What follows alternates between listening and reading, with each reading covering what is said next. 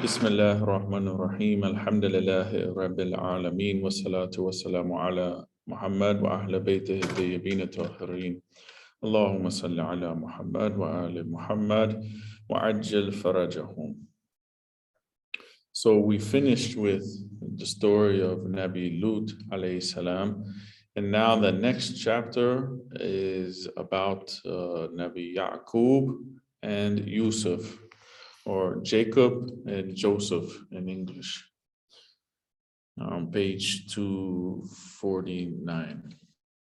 So it came time for the death of Ishaq alayhi salam, and he's giving his last will and statement to his son Yaqub. So he gave him that small silver vial that was with Ibrahim, that had the abba of, or the tunic of Ibrahim, and he put it around his son's neck as Ibrahim had told him to do. And then he gave him some things from the prophets, a belt that he had, and he appointed him as his successor. So after this, Ishaq passed away, and now the prophethood has transferred to Yaqub. Yaqub, he lived in Hebron, and the land of Canaan, near the graves of his ancestors, Ibrahim, Sarah, Lut, and Ishaq. He married his maternal cousin. In Arabic, her name is Laya, or in English, Leah. She had 6 sons from him, and then he had married 2 other ladies, had sons from them. And then after one of them passed away, he married the sister, and then they had the youngest sons, which were Yusuf and Benjamin, or Benjamin. So these were the youngest sons. Benjamin was the youngest one, Benjamin, and Yusuf was older than him, and all of the other brothers were older than them. It says Yaqub was given the honorific title of Israel, meaning power of God, because he struggled in Allah's way. That's why we see Bani Israel, named after Yaqub. In the footnote is interesting. It says, Na'udhu Billah, there's a story in the Bible, but the author, he is clarifying it, but it shows the belief of in the Bible as the Torah was corrupted. It says in the book of Genesis, the first book in Torah, it says, tells us that Allah, in the form of a man, Na'udhu Billah, tried to wrestle with Jacob or Yaqub, but was unable to beat him. So somehow Yaqub beat Allah in a wrestling match. Na'udhu Billah. I don't know how these things can be accepted by people, but somehow they are. He did not manage to hurt him on the hips. Thus Allah named him Israel, because you have struggled with God and man and with man and have overcome. Thus the Israelites to this day do not eat the tendon that attaches to the socket of the hip, because the socket of Jacob's hip was touched near this tendon. So the Jews do not eat this part. It says the tendon that attaches to the socket of the hip. It says in stark contrast, Islamic sources tell us that he earned this title Israel, meaning either servant of God or power of God, or devotee of God, because he struggled in Allah's way. Fi sabilillah. He struggled in Allah's way. He didn't struggle with Allah, as the Bible says. The Quran also rebuts the claim that Yaqub made the hip tendon unlawful. It tells us all food was lawful for the Israelites before the Torah was sent down, except for what Israel, or Yaqub, made unlawful for himself. The traditions that we have clarify that he gave up the meat of camels because it caused him some pain whenever he ate it. But when the Torah was sent down, camel meat was not prohibited on the Israelites in general. So he says, I do not eat this because this meat causes me some problems. So he made it forbidden on himself because he didn't like it. It is not, as they say, that this specific piece of meat is forbidden because God touched him there in the form of man. So this is how he got this title. He struggled in the way of Allah, and not as Bible says that he struggled with Allah. And it's mind-boggling how someone can think that Allah came down in form of human, and then a man, Allah's creation, overcame the Creator. Very strange. He says, from an early age, Yusuf and Benjamin proved to be good children with a deep sense of piety and virtue, especially Yusuf. Yaqub saw in Yusuf qualities of a prophet and lavished appropriate love and honor on him.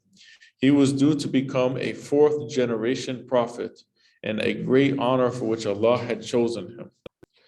Young Yusuf was also especially dear to his aunt Sarah, Yaqub's sister. For extended periods, she would invite him to stay with her. One time, she even plotted to keep him with her indefinitely, to just take Yusuf. Yaqub had lent Sarah the belt their father had given them. It reminded her of her father, so she had asked her to hold on to it for a time. When Yaqub sent Yusuf to her house to fetch the belt back, she secretly tied the belt under Yusuf's clothing when he didn't know. Then she sent him to the home with a message for Yaqub. Please leave the belt with me tonight so that I may reminisce about our father. I shall send it to you in the morning. The next day she came to Yaqub and told him that the belt was missing and she thought that Yusuf had taken it. Yaqub searched Yusuf and found the belt on him. Sarah reminded her brother that the law demanded that Yusuf become her servant as a ransom for the stolen belt. Yaqub reluctantly he gave in on principle on condition that she should not sell him or give him to someone else. So Sarah agreed and conceded that she would free Yusuf voluntarily as long as Yaqub never took him from her unless she agreed to it. In Bihar al-Anwar, it says that this is mentioned in Bihar al-Anwar. The author mentions in footnote, he says that this story is problematic. Some of these narrations can be problematic when we look at the bigger picture of things. So if they're problematic, we put them on the side. We're still mentioned because it's in the text. He says this story is problematic because it portrays Sarah, who otherwise seems to be a virtuous person, as being guilty of lying and conspiring against Yusuf. Nonetheless, it has been transmitted in various traditions and accepted by our scholars. Thus, I have included it here in the spirit of being comprehensive. He says, verse 77 of Surah Yusuf adds further credence to this story. In it, Yusuf's brothers say, if Benjamin has stolen today, it is no surprise for a brother of his, Yusuf, stole something before.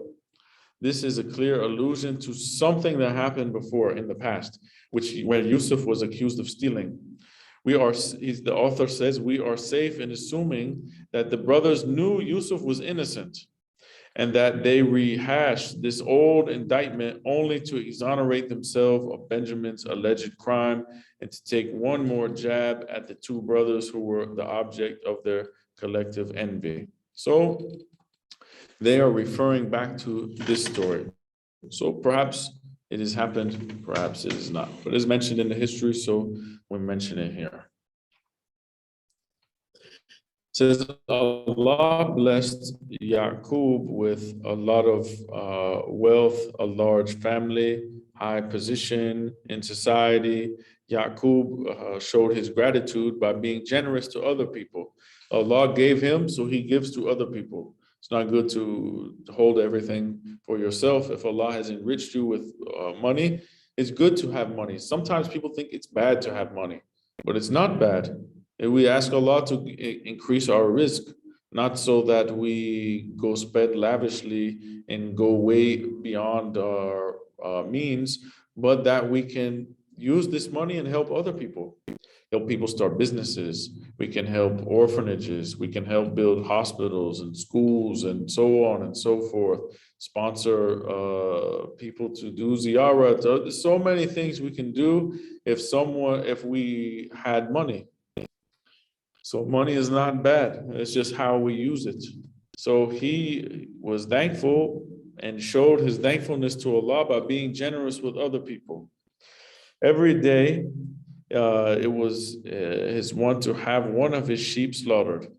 He would then send someone to call out in the morning and the evening, whoever would like a meal, come to the house of Yaqub. The city's poor would come and gather at his house, and they and his family would partake with this food with them, like a communal meal with them. We see how they helped society. We see that also with Amir al-Mu'mineen alayhi salam, when he would go at night and he would feed the poor and the orphans and the sick, and he would take care of them secretly. We see here that Yaqub is also providing food and eating with them. Most of the time, people see someone poor or needy, and they're like, I don't want anything to do with them. Stay away from me. No, he would buy food for them.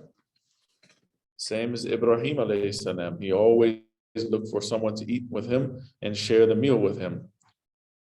Sometimes we think that we spend on something or we give something that it decreases what we have. But actually, it will increase what we have, because when we give sadaqah, it increases our sustenance. When you give from what you have, Allah will give you more.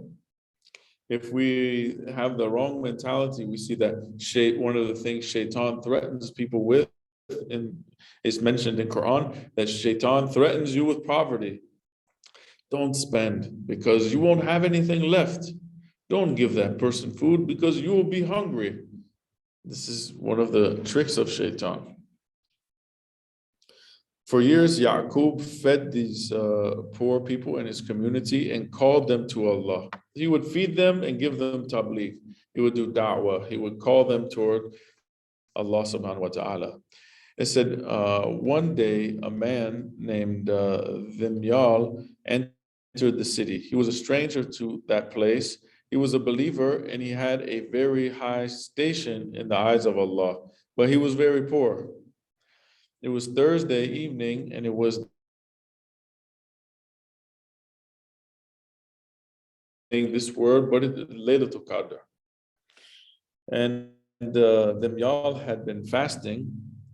He arrived too late to eat with everyone when they had that big communal meal at Yaqub's house. But he was hoping to find something so he can break his fast.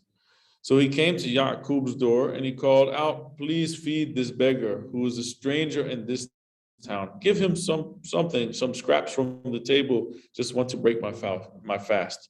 So Yaqub and his sons, they barely heard the person's voice. But as the hour was late, they felt they did their duty for the day. And it says they didn't attend. Seeing that there was no one to pity him, Dhimyal turned away and started crying. He complained to Allah that he was hungry, and finally huddled in a lonely spot, and he slept hungry. It says the next morning, Allah rebuked Yaqub for the negligence of this poor person. It says, Yaqub, you have disparaged one of my servants. You have thereby invoked my anger for this. You have earned disciplinary action, and thus you and your sons will be afflicted with tribulation. Yaqub, the most beloved and honored of my prophets, are those who are merciful to the destitute among my servants, who take them and bring them close, draw near and feed them and shelter them and give refuge for them. Yaqub, why did you not show mercy to my servant Dimyal? For he is persistent in worshiping me. He is content with a little small portion from this world. Yet last night, when he presented his need at your door, at the time when you had broken your fast, you didn't feed him anything. You awoke this morning hungry but grateful, and you and your sons awoke with full bellies and extra food to spare.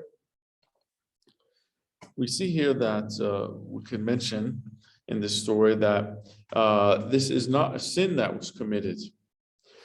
We know the prophets are ma'soom, yet it was be termed as tarako awla, not choosing the most preferred method, because it was not obligatory on Yaqub to give sadaqah. It's recommended, but it's not wajib. So in this case, the author says that Yaqub neglected something that was recommended, not something that was wajib.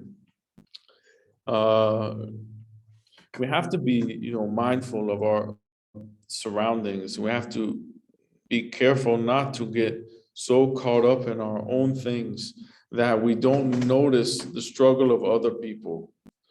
We have to look out for people, help others who are in need. A lot of times we have to look for the signs, because sometimes people will be ashamed and they won't say it out loud. But we have to look and see if people are in need and help them before they ask for help. Imam Bakr alayhi salam, he says, if people came to know what evil lies in begging, no one would beg from the other person.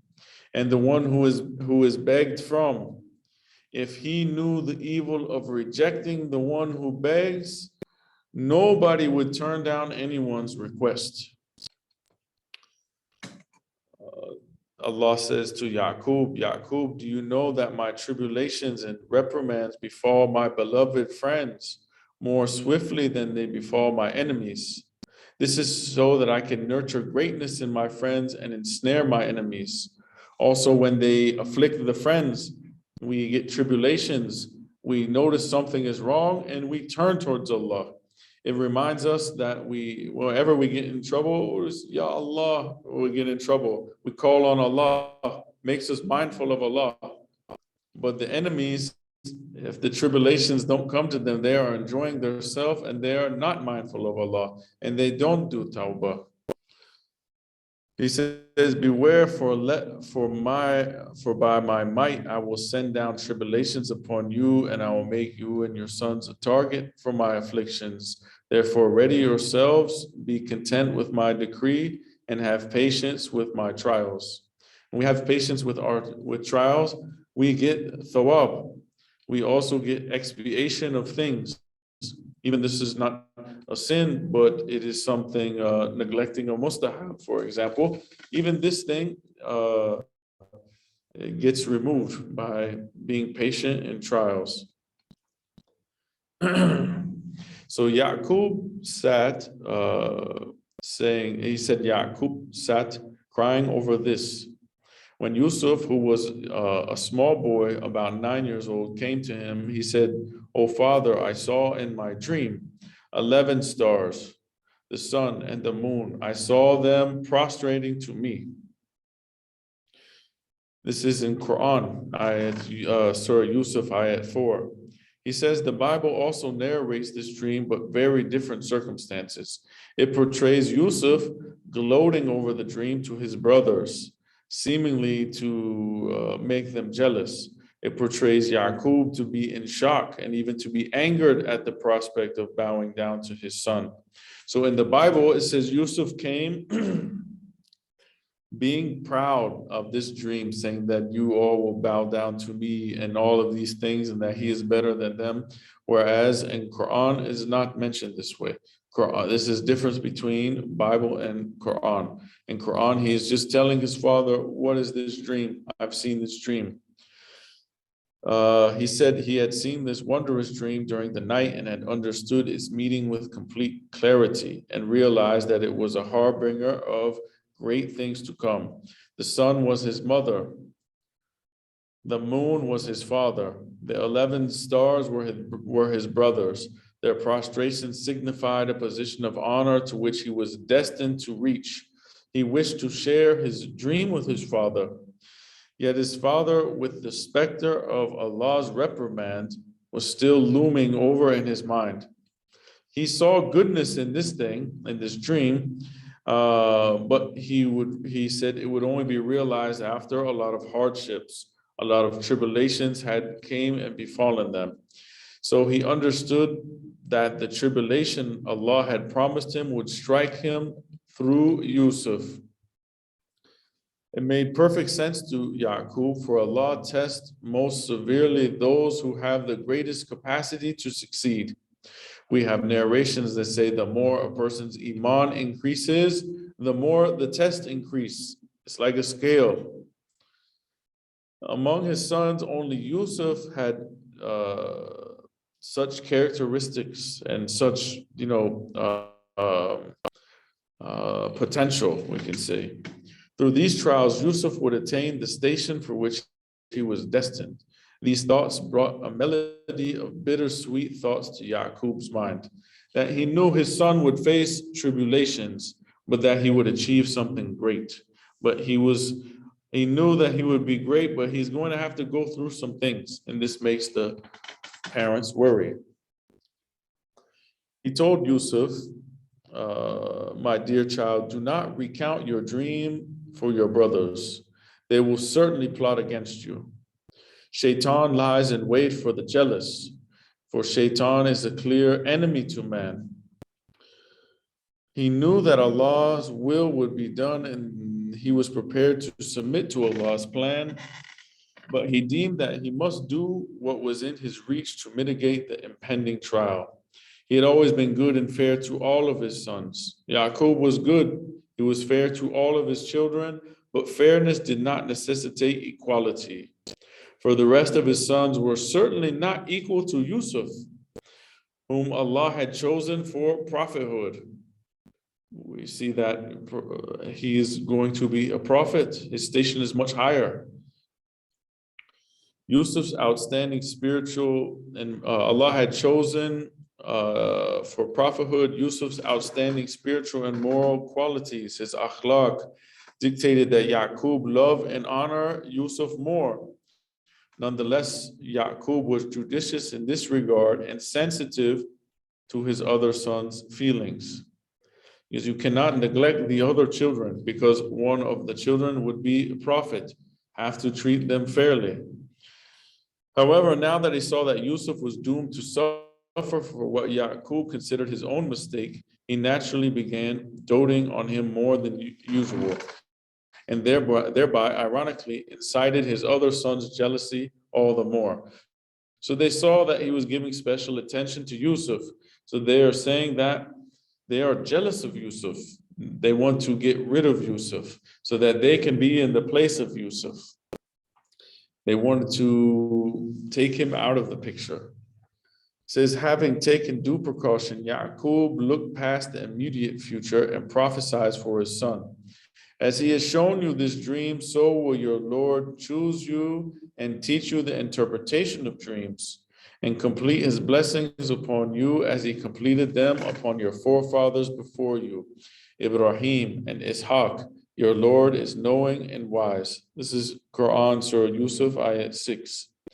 Then he got the relics of the Prophet, the vial that his father Ishaq had given him, and he placed that for Yusuf. Yusuf's brothers, they misconstrued their father's concern for Yusuf, their new interest or more interested for Yusuf. So they became jealous of Yusuf and Benjamin because they were from all the brothers were from other mothers. Yusuf and Benjamin from a different mother. So they became jealous of those, and they were the youngest. So the 10 oldest brothers, they met in private, started making plots, started making plans. They started talking bad about their younger brothers. And they said, Yusuf and his full brother are more beloved to our father than we are, even though we are able-bodied men who take care of all the needs.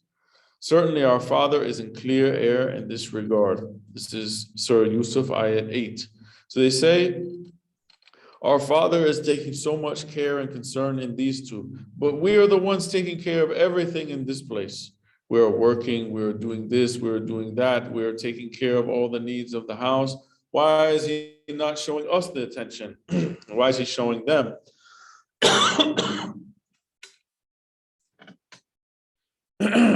They were in their prime and they helped their father by taking care of sheep, maintaining his estate. Yusuf and Benjamin were just children. They didn't pull their weight around the place. So in their short-sightedness, they thought that they were more worthy than these two, than Yusuf and Benjamin. Envy is a very terrible disease. It's a disease of the heart.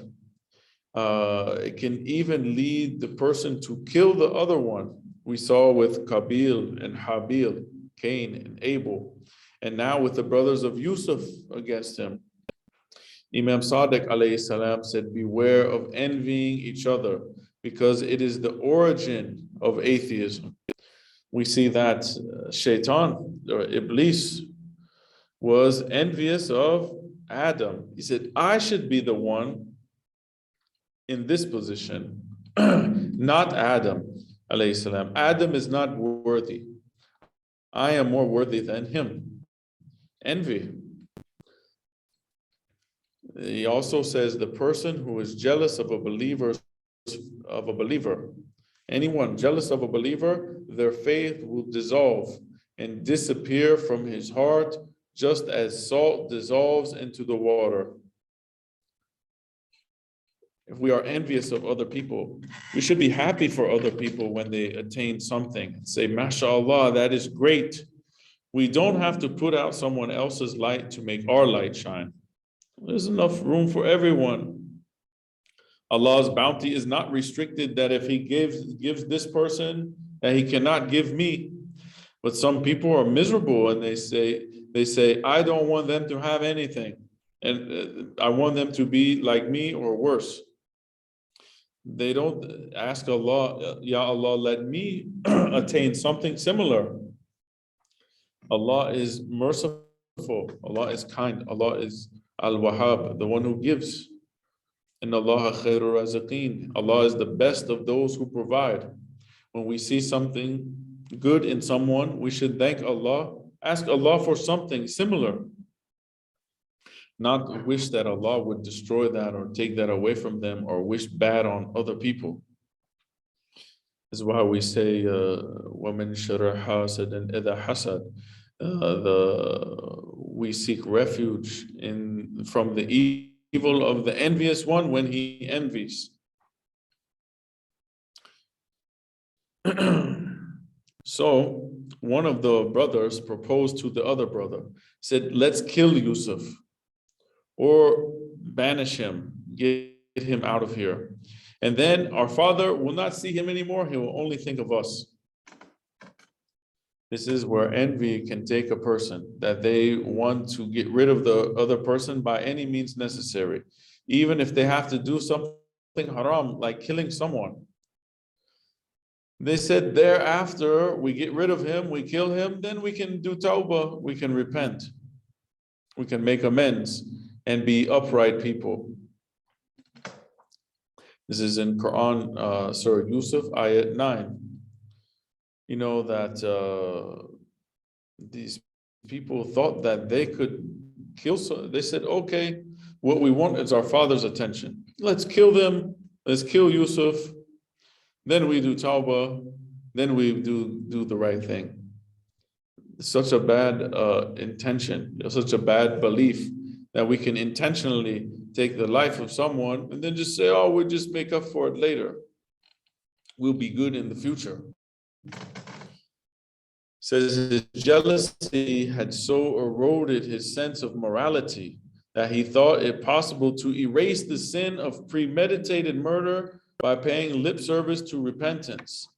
It's not like he killed someone out of mistake and then felt sorry and did tawbah and turned.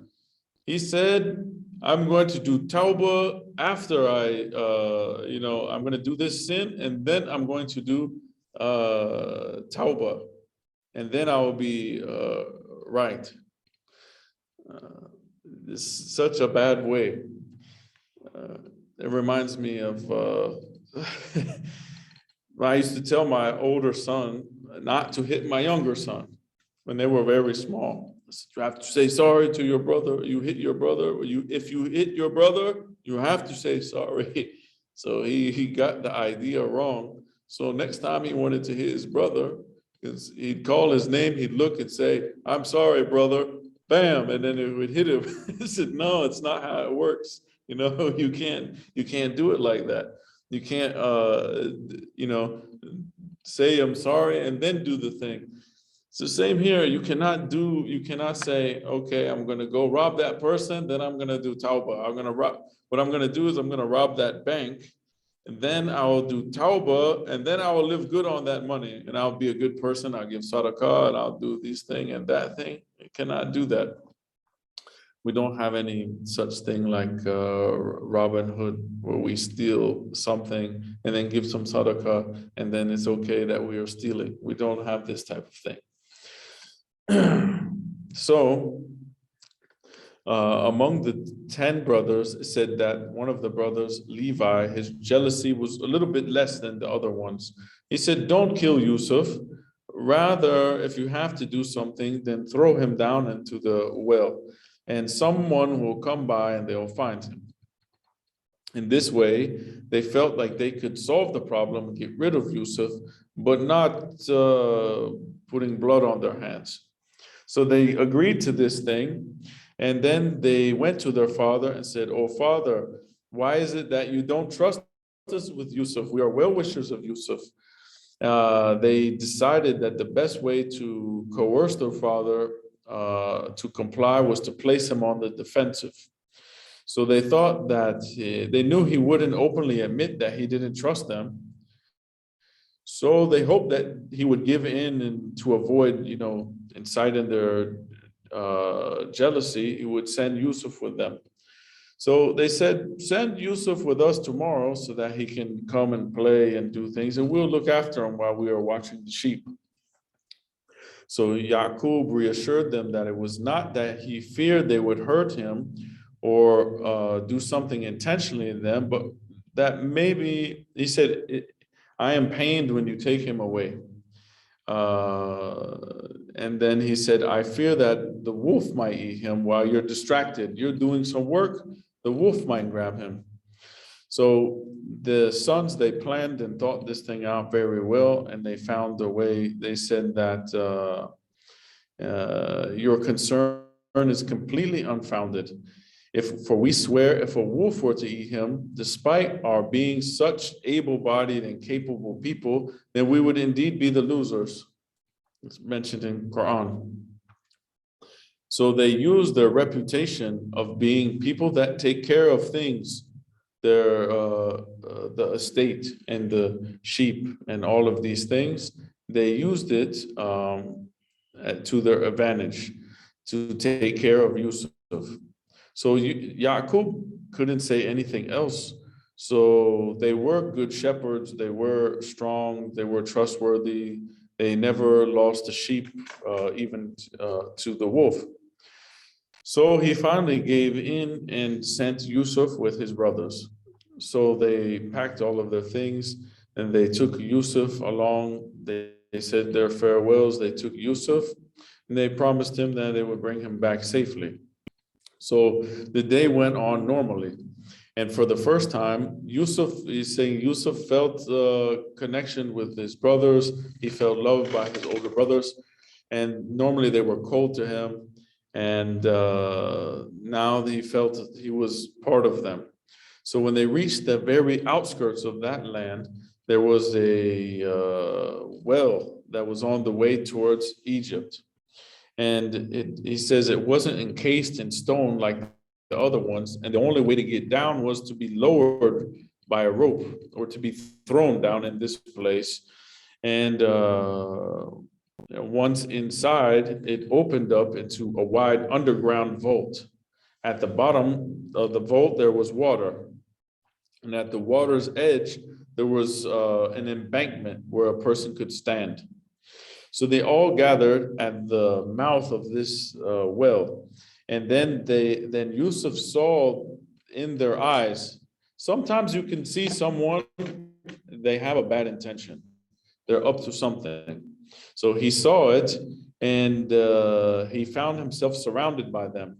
And the only thing was, they surrounded all sides, and the well was behind his back. So Yusuf was surprised when he heard his brother Levi say, throw him in there, throw him in the well, and just someone will find him. So they chose this well because Yusuf will be able to swim. He gets thrown down into the water. He can swim to the embankment. He won't die. He won't drown. So, but he can't also climb up unless someone throws a rope down there. So Yusuf was afraid. He said, fear Allah. You're my brothers. Why would you throw me in the well? You don't wish any good for me. Why do you want to throw me? So Levi said to take off the tunic, the abba that Yaqub had given him. So Yusuf didn't want to do it, and he said, like, don't take away my abba. This is mine. So one of them put a knife to the throat of Yusuf. This is how much envy can drive a person to do irrational things. He put a knife to his throat and said, if you don't remove the abba, I will kill you. If you don't take off this tunic, I will kill you. So Yusuf complied and gave them the tunic, and then they each put the hand on him, and they pushed him down into that dark well. Then they just walked away, indifferent. They hear their brother splashing down in the water, crying. Then they walked away, and they couldn't hear him cry anymore. How hard a person's heart must be, from this sin of envy, that they don't care anymore. They only thinking about their self and their benefit, how to attain something that someone else has, that even they will kill someone just to get it, and they don't even care. And these are supposed to be his, flesh and blood. They are his brothers. La ilaha illallah. So they walked away. Then they stood together. They felt like they had accomplished their mission, and then they met and discussed like how they would move on. So they agreed they would tell their father that Yusuf had been killed by a wolf. So they slaughtered a small lamb from their herd, and they threw the blood of the lamb on the tunic or the abba. So they took this story and with the bloody tunic, and they set off to go back to their house of Yaqub. This shows that we need to be very careful, very alert. We shouldn't just trust everyone haphazardly. We see here that even the blood relatives can turn on people and even throw them in the well to die. What about ordinary friends or co-workers or anyone? Even we see what the blood brothers of Yusuf have done to him. So we have to be aware and careful, and trust should be earned. Trust shouldn't be just given to anyone. We see that Imam Ali alayhi salam in Najab al-Agha, it says that you should trust someone up into a limit, because one day maybe they become your enemy. And you should hate your enemy up into a limit, because one day maybe your enemy will be your friend. So we see all things have limits, and we have to be careful. And it's said in the end times, one of the hardest things to find is a sincere, trustworthy friend. And it's sad, but even sometimes people will say they are Muslim, and they will rob and steal and do bad things.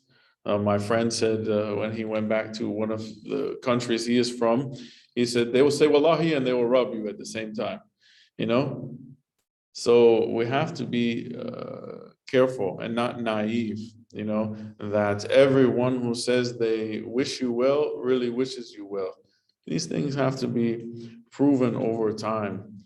And we give everyone the benefit of the doubt, but we also cannot be naive, and we have to be aware of our surroundings. So we will end here where the brothers of Yusuf threw him in the well. And inshallah, next week we come back, we'll see what happened to Yusuf alayhi salam when he found himself in that well. Sallu ala Muhammad wa ala Muhammad. Allahumma salli ala Muhammad wa ala Muhammad. MashaAllah, the connection stayed well. So it was good. Okay, good. So I know where to sit now. I'll stay in this room. So good. Yeah, Thank you so much. the guy told me, my friend